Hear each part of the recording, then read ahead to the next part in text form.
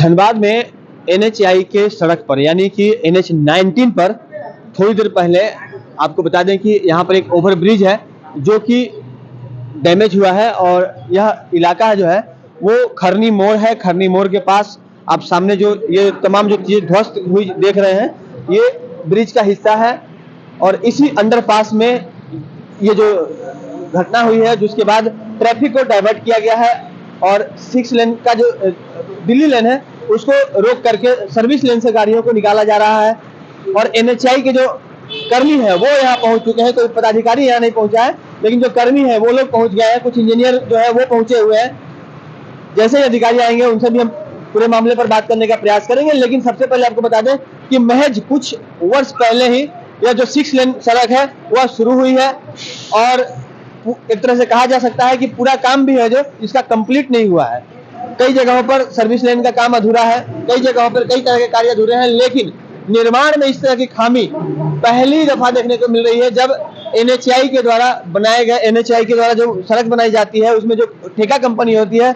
वो कहीं ना कहीं कई तरह की गुणवत्ता जो जांच होती है उससे पार होने के बाद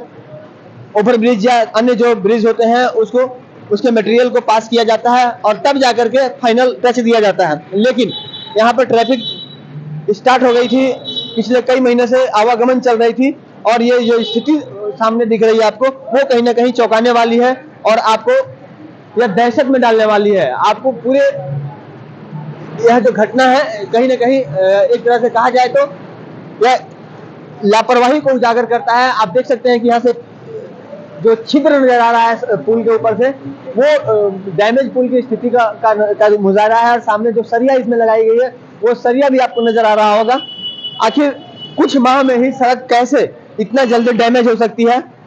और अगर डैमेज हुआ है तो जो कंपनी निर्माण कंपनी है उस पर क्यों नहीं पेनल्टी लगाया जाए, क्यों नहीं उसके लिए उसकी जवाबदेही तय की जाए। इन तमाम चीजों पर बात करने की आवश्यकता है। फिलहाल हम जैसे ही पदाधिकारियों से बात होगी और आज सांसद ढूंढू महतो भी धनबाद आने वाले हैं और जो यहाँ से कुछ किलोमीटर की दूरी पर जो एलिवेटेड फ्लाईओवर का निर्माण कार्य शुरू हुआ है उसका वो शिलान्यास करने वाले हैं। आज हम उनसे भी बात करने का प्रयास करेंगे और जानेंगे कि इस तरह की लापरवाही को क्यों बर्दाश्त किया जाए, क्यों नहीं सड़क परिवहन मंत्री नितिन गडकरी इस मामले में संज्ञान लेकर उस कंपनी पर कार्रवाई करते हैं जिन लोगों ने इस तरह के सड़क का निर्माण किया, इस तरह के ओवरब्रिज का निर्माण किया जो जनता की उम्मीदों पर खरा नहीं उतर सकती, सरकार की मानदंडों पर खरा नहीं उतर सकती। और वैसी परिस्थिति में जब ट्रैफिक को डाइवर्ट करना पड़ रहा है,